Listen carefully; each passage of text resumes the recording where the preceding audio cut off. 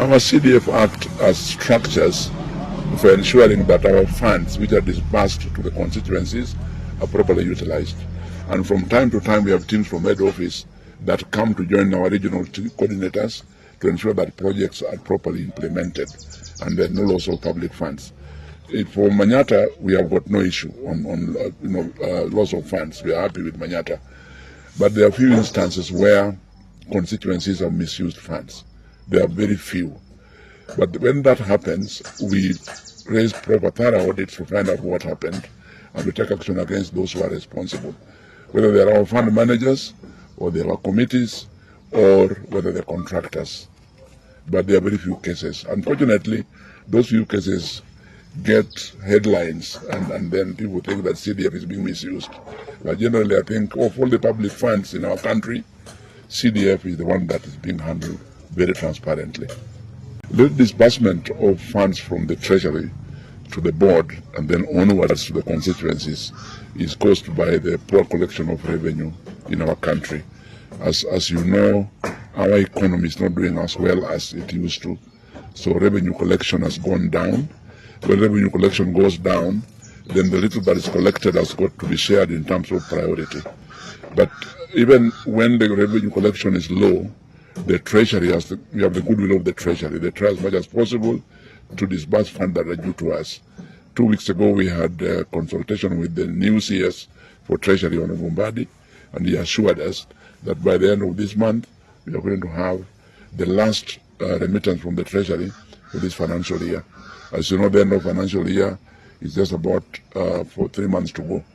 So we expect that in another 1 month, we'll get enough funds for this year so that the Treasury will not be owing us any money.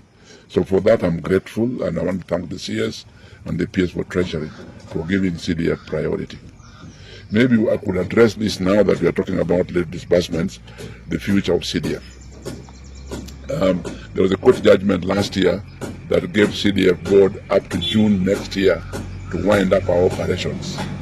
Both the Attorney General, the National Assembly, and our board have appealed against that judgment. In my view, even talking not as just chairman, but also as a lawyer, that judgment was an error in law.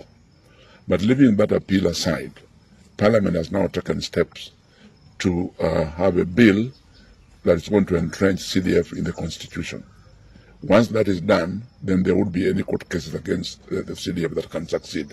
And that bill, which I think now Parliament is going to start public participation, it has got the support of nearly 90% of the MPs, and we expect that NCDF is going to be entrenched in the Constitution. So with that, I can tell you confidently that CDF is here to stay.